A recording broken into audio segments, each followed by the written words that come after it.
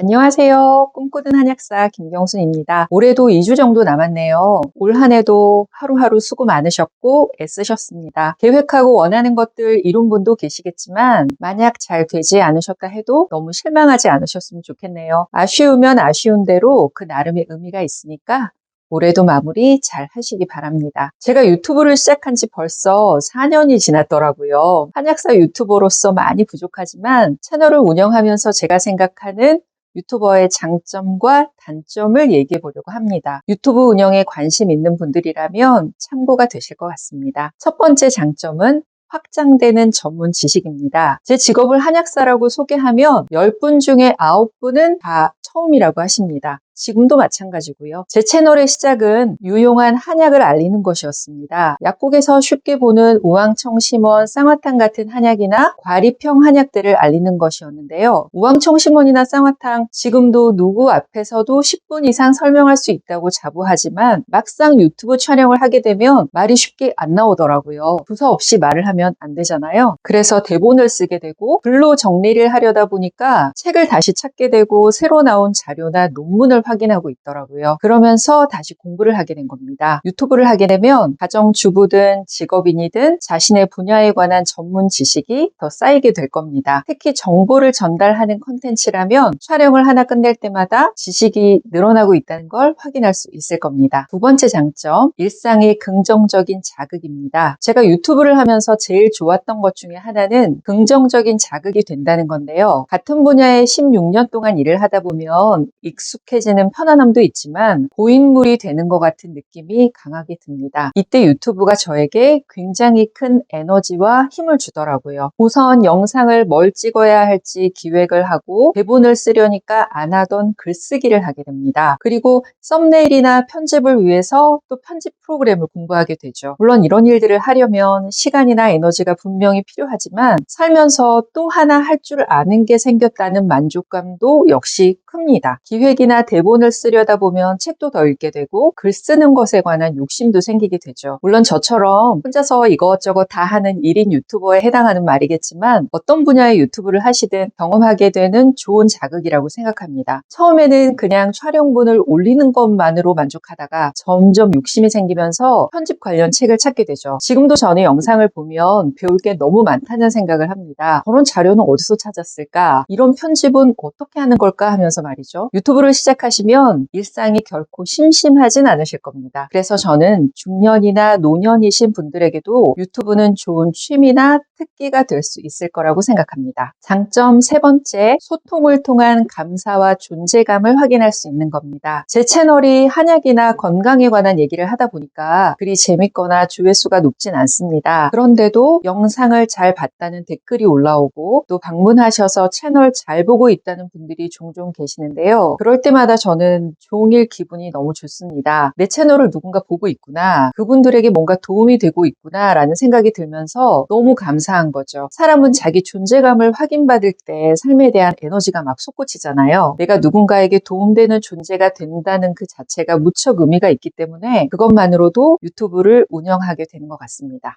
단점 첫 번째, 부담감 200%입니다. 유튜브를 하면 늘 뭔가에 쫓기게 됩니다. 물론 저처럼 하다가 말다가 하는 사람이 할 말은 아니지만 제가 올해 10월부터는 마음먹은 바가 있어서 쇼츠든 영상이든 하루에 하나씩 올리고 있거든요. 한 두어 달 열심히 하면서 깨달은 건 머릿속에 영상에 관한 부담감이 가득하다는 겁니다. 밥을 먹을 때도 어딜 가든 누구랑 얘기하다가도 다음에 뭐 찍지? 라는 생각을 하게 되죠. 저는 한약과 건강에 관한 주제가 정해져 있음에도 이렇게 고민을 하는데 예를 들어 유머나 재미, 일상 같은 새로운 컨텐츠를 찍는 분들이라면 아마 더 힘드실 겁니다. 그러니 만약 영상을 제작하신다면 본인에게 가장 편하고 쉽고 재밌는 주제를 정하시는 게 좋을 겁니다. 이 부담감을 이기지 못하면 아예 유튜브를 포기하게 될 것 같거든요. 늘 고민하잖아요. 뭐 찍지? 단점 두 번째, 늘 바빠요. 유튜브를 하면 일이 없어도 바쁘고 혼자서도 늘 바쁩니다. 기획, 대본, 촬영, 편집, 썸네일, 심심할 겨를이 없습니다. 직장을 다니시거나 뭔가를 운영하거나 혹은 육아 중이신 분들이 유튜브를 운영하신다면 굉장히 부지런해지실 겁니다. 틈틈이 일을 해야 하니까 잡생각이나 헛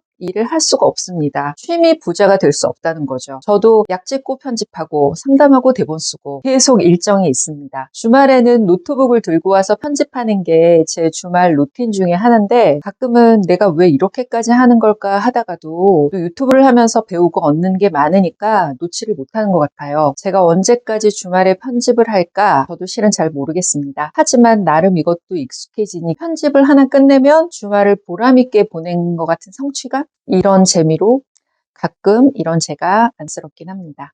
세 번째 단점, 끝없이 추락하는 실망감과 패배감. 열심히 자료를 찾고 성의 있게 영상을 올렸는데 조회수가 너무 안 나오면 그 실망감이 꽤 큽니다. 준비하는데 정성이 많이 들어갈수록 실망도 더 커지니까요. 영상을 제작하고 편집했을 때는 너무 괜찮았는데 막상 업로드를 하고 나면 후회되는 부분들이 막 보이기 시작합니다. 거기다가 다른 경쟁 채널이 성장하는 걸 직관하게 되면 멘탈이 많이 흔들리죠. 내가 너무 부족한 것 같고 내 채널이 너무 시시해 보이고 의미 없는 것 같고 그래서 채널을 그만둬야겠다. 이런 생각도 하죠. 요즘에도 저는 이틀에 한 번씩 이런 생각합니다. 하지만 그때마다 마음을 달래고 있습니다. 내 채널을 통해서 뭔가 알아가는 분도 계실 거고 또 도움받는 분도 계실 거다. 그것도 아니라면 영상 올리면서 내가 하나라도 더 알아가는 게 있으니까 그 기록이라고 생각하자 하면서 말이죠. 비교하면서 성장하는 건 좋은데 멘탈 관리는 잘 하셔야 합니다. 유튜브를 해볼까 생각하신다면 주의할 사항 있습니다. 첫 번째, 유튜버로 이직할 거라는 섣부른 계획은 절대 안 됩니다. 남이 해놓은 걸 보면 별거 아닌 것 같고 시시해 보이지만 막상 해보면 쉽지 않은 게 인생이잖아요. 유튜브도 마찬가지입니다. 짧은 시간에 우리가 소위 말하는 대박이 난 채널들은 이전에 쌓아놓은 내공이나 개인의 컨텐츠가 강력한 겁니다. 혹은 굉장히 운이 좋은 케이스죠. 짧은 시간 안에 어떤 승부를 봐서 유튜버로 전업해야겠다 하는 생각을 하신다면